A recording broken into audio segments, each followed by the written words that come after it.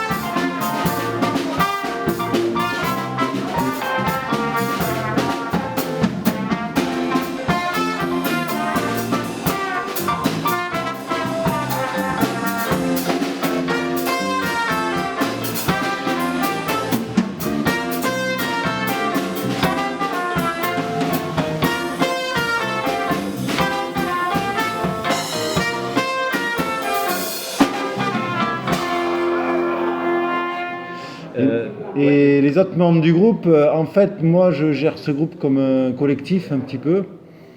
Et donc j'ai un certain nombre de musiciens qui sont partants pour faire cette musique avec moi. Ils ont toujours un attrait pour la musique sud-africaine et ils apportent quelque chose à la fois de personnel que j'adore et aussi quelque chose de... Ils arrivent à la fois à se fondre dans l'esthétique que j'ai envie de créer et l'hommage que j'ai envie de faire à la musique sud-africaine et à apporter leur touche personnelle.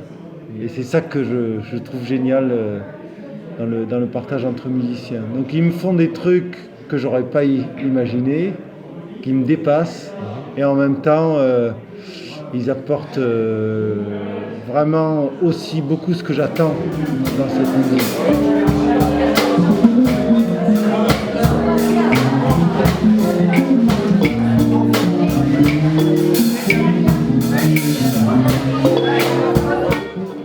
En fait, la beauté de ce projet, c'est que c'est un projet que j'ai mûri peut-être sur 20 ans sans jamais le faire, mais j'avais cette idée. Je ne me sentais pas prêt, et je pense que je ne l'étais pas d'ailleurs, ni musicalement, ni mentalement, parce que c'est de la musique qui était jouée par mon père, et mon père était très connu dans le jazz sud-africain, et très doué, et donc j'avais peur de ne pas faire assez bien. Et donc j'osais pas, je me suis cherché ma propre identité, et je me suis rendu compte dans les buffs là, qu'on fait souvent entre musiciens, que quand il était suffisamment tard et que j'étais bien fondu dans la musique, je me mettais à jouer de la musique sud-africaine et que là j'étais vraiment bien pour partager avec les musiciens et avec du public. Et au fur et à mesure j'ai osé de plus en plus faire ça et parallèlement j'y ai beaucoup réfléchi et je me suis dit que finalement même si je faisais pas la même musique que mon père, je pouvais très bien la faire à ma façon. Et que si c'était aussi bon de partager avec les gens, ben ça devait valoir la peine d'exister.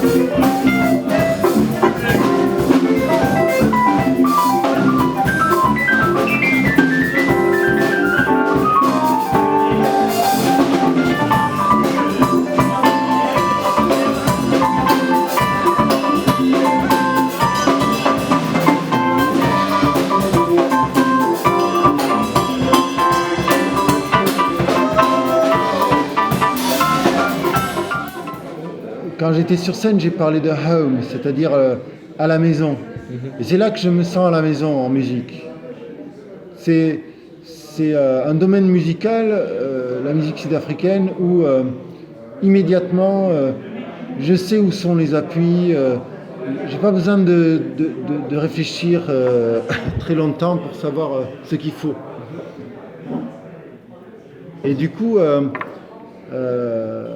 ça me permet aussi de le partager dans un groupe parce que tu vois, ce soir il y avait Boris à la basse qui n'a fait que 2 ou 3 concerts avec moi. Il a appris très vite parce que bon, c'est un jeune gars très doué et qui a beaucoup d'oreilles, il écoute beaucoup tout ce qui se fait, il réagit vite. Et il connaissait pas du tout la musique sud-africaine.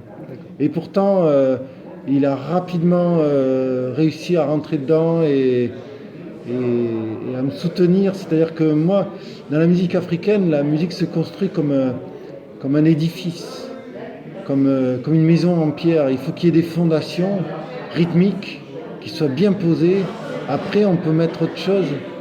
Et si tout ça est bien posé, on peut mettre un premier étage et un deuxième, et avec le public, on peut monter. Mais si c'est pas bien posé sur ces fondations, ça marche pas. Et ça, c'est vraiment quelque chose qui est particulier pour moi à cette façon de jouer de la musique. Et j'ai besoin vraiment du rythme. Et tu regarderas sur scène, je danse beaucoup, je pose mes pieds sur les rythmes. N'hésite pas à aller au milieu du public aussi, j'ai vu. Et parce qu'ils sont en train de danser, et ils font partie de ça. Le public joue aussi. Ouais. Et je les regarde et leur pas m'apporte quelque chose et il y a un aller-retour comme ça, constant. C'est très important. Et la musique, elle est faite pour les danseurs et les danseurs, ils sont faits pour les musiciens, quoi. Ce qui veut pas dire, ça peut très bien s'écouter sans danser, c'est pas le problème. Mais j'ai ça en tête. C'est qu'il y a une réciprocité, c'est ça? Oui, quand je fais de la musique, j'ai ça en tête. Ouais. Je me dis, est-ce que ça se danse? Et il faut que je puisse le danser pour que je le joue. Même si c'est très lent d'ailleurs, parce que ça peut se danser très lentement. C'est pas une question de vitesse en fait. C'est une façon de poser le rythme. Du coup, tout à l'heure, tu disais que tu étais passé, avant de trouver vraiment que ton truc à toi c'était la musique sud-africaine, tu disais que tu étais passé par le blues, le rock, le punk. Et du coup, est-ce que ce sont tes influences ou est-ce que tu en as d'autres encore que tu n'as pas cité? Oui, je pense que tout ce qu'on écoute est une influence. Et moi, j'ai besoin de rentrer au fond du truc et d'écouter comment ils ont fait ça, qu'est-ce qu'il y avait dans cette sauce, quels sont les ingrédients, est-ce qu'en goûtant, je peux voir tout ce qu'ils ont mis. Donc il y a de la musique brésilienne, le jazz nord-américain, c'est sûr, les musiques d'Europe de l'Est, très inspirant. Moi je suis un amoureux fou de la trompette et des cuivres, c'est quelque chose que le plaisir de jouer un cuivre, c'est quelque chose que j'ai du mal à définir pour quelqu'un d'autre, quoi. C'est vraiment, moi, mettre la trompette à la bouche et sortir un son, c'est vraiment très très enrichissant, quoi. C'est un vrai plaisir de la vie, quoi.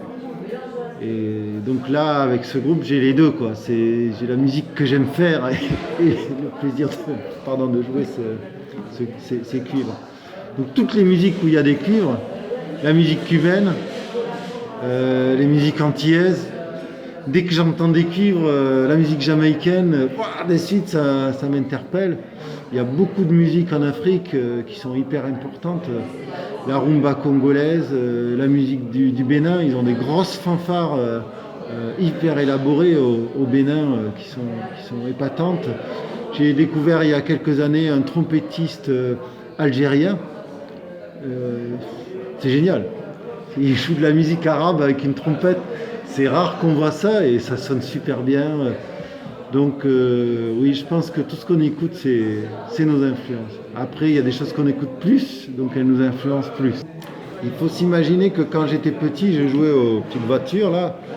J'étais sous j'étais sous le piano de mon père et il était en train de répéter ces morceaux de musique sud-africaine, quoi.